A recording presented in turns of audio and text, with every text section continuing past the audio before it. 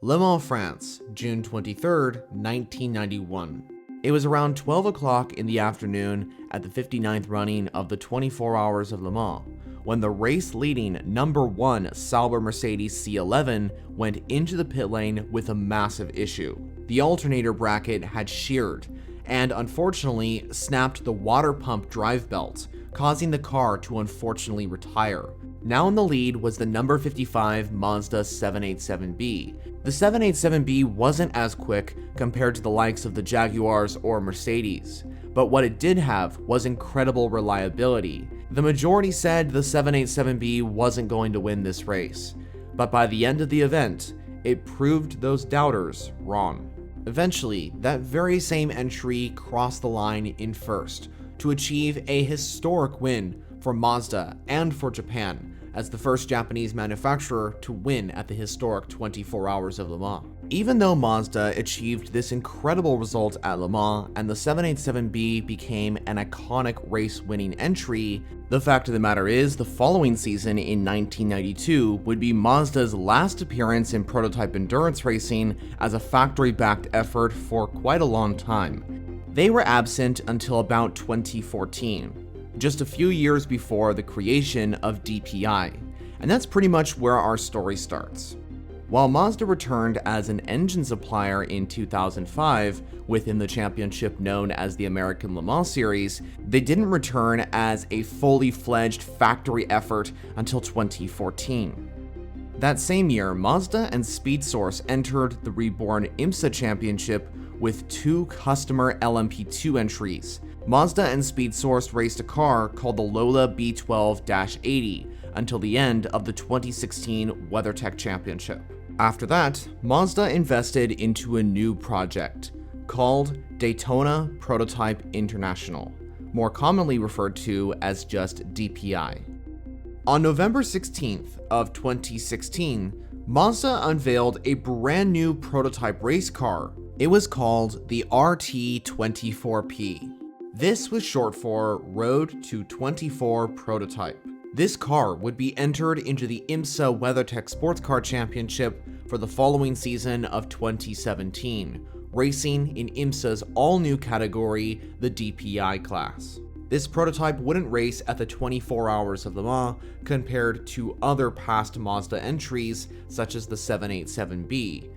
This was because DPI cars weren't allowed to race at Le Mans, and while they're similar to LMP1, they are not the same regulation. The RT24P was designed by Mazda Motorsports in partnership with Multimatic Motorsports, and the car was based from the LMP2 chassis of the Riley Multimatic Mark 30, while its engine was a turbocharged 2.0-liter inline-4. For 2017, the racing operations would be run by American sports car team Speed Source, branded as Mazda Motorsports. For the season, there would be 2 prototypes representing the Mazda brand, but in their first race at the Rolex 24, it was a disaster start for the Japanese marque. The number 55 car retired from 5th overall, with just around 4 hours remaining, while the number 70 entry also encountered issues during the event, finishing 197 laps down from the winning WTR Cadillac. Over the next 2 rounds at Sebring and Long Beach, the Mazda prototypes were a bit more competitive, and at Long Beach they got lucky to avoid a lot of the incidents and were able to achieve a good result. The number 55 Mazda DPI actually finished on the overall podium in 3rd place, achieving that result for the first time in this car's career at participating within IMSA. Throughout the remaining rounds that the Mazda DPI participated in 2017, they secured 2 more podiums, one at Belle Isle in Detroit and the other at Watkins Glen in New York. However, even though the Mazda DPI picked up 3 separate podiums across the season, they were definitely far from achieving first position consistently. Actually, for 2018, Mazda would have a massive change team-wise. After the 2017 race at Canadian Tire Motorsport Park, Mazda would announce that they would end their partnership with Speed Source for the upcoming season. They would then announce a partnership with a team that knows all too well how to win in endurance racing. The German organization Team Joest would pick up the Mazda DPI program from SpeedSource and start participating in IMSA in 2018. The Joest racing team has quite the reputation in endurance racing, especially because they are the most successful team at winning the 24 Hours of Le Mans, as they helped Porsche and Audi to multiple victories. This was good news for Mazda. To collaborate with such a knowledgeable and successful team such as Joest Racing was good news for their participation in IMSA, as this would hopefully bring them winning success as the years went on. However, even though there were new upgrades to the DPI entry and a new team on board, the results in 2018 weren't the greatest. Both of the Mazdas encountered some reliability issues and just some bad luck in general, and they weren't as fast compared to the likes of the teams running the Cadillacs or Acuras. The Joest Mazdas picked up 3 podiums, and across 2018, I don't think they had a very competitive year. Although, I think they did have a strong race at Road Atlanta, which was Petit Le Mans, where both of the Mazda DPIs finished on the podium. But even though 2018 was difficult, 2019, however, was a much better year for the Joest-run Mazdas. Mazda's DPI entries picked up 8 podiums across the season, and they also had very strong drivers piloting their entries. Some of the drivers included Harry Tincknell, Ryan Hunter-Reay, Oliver Jarvis, Timo Bernard, and the talented driver list goes on from there. 2019 was obviously a huge improvement for the Joest Mazdas compared to the previous 2 years of competition, and they not just had the ability to race with the likes of the Cadillac or Acura entries, but also had an opportunity to beat them. An example of this was the race at Watkins Glen. At the Salem 6 Hours of the Glen, Mazda Team Joest had a very strong race. Oliver Jarvis qualified on pole position in the number 77 entry, and across the 6-hour event, Mazda ended up taking their first win. And it wasn't just their first win, but their first 1-2 as well. The number 55 car took the victory, driven by Harry Tincknell, Jonathan Bomarito, and Olivier Pla. Finishing second was the number 77 Mazda. After Watkins Glen, Mazda Team Joest took victory again, this time at Canadian Tire Motorsport Park with the number 77 entry. It was third time lucky for Joest Racing because the number 55 car took another victory at Road America, and the sister car wasn't far behind either, finishing on the podium in third position overall. The Joest-run Mazdas would end up finishing 5th and 6th overall in the championship, just around 5 points separating the 2 entries. The 2019 season saw huge improvements from the Mazda DPI cars from the previous times they raced in IMSA. They most definitely had a competitive car, predominantly between the races at Watkins Glen and Road America, where they won 3 events in a row. But the question still remained, could Mazda Team Joest continue this performance and maybe become better into the 2020 season? Well, initially, Mazda's motorsport director, Nelson Cosgrove, spoke about their chances of taking the championship in 2020 in an interview with Sportscar 365, when he mentioned, "The program's first season was clearly a learning year. While last year, the program learned how to become a race winner. 2020 is the year that Mazda Team Joest contends for the IMSA championship." Mazda went into the 2020 season with a very strong chance of taking this championship, bringing the same 2 cars as last season, a very similar lineup, and even signing a new sponsor. This was in the form of Idemitsu, which meant a changed livery for the number 77 car. However, there was going to be a change in the form of the team running the DPI entries, because the contract between Mazda and Joest Racing had officially ended. Although eventually, Team Joest would run the Mazda entries at the Rolex 24, the first event of the 2020 season. But from that point onward, it would be Multimatic Motorsports that would take over the operation of running the Mazda entries. After the split from Mazda, Team Joest actually went on to run Glickenhaus's SCG-007 hypercars in the World Endurance Championship, and the German team actually continued to do so until the 6 Hours of Monza in 2023.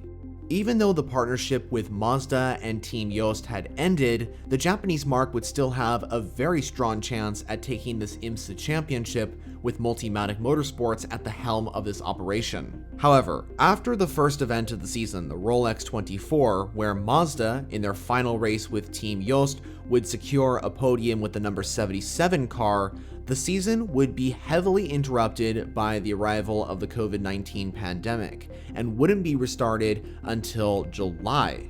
The next race will be held on July 4th at the very same track as the first event, the Daytona International Speedway.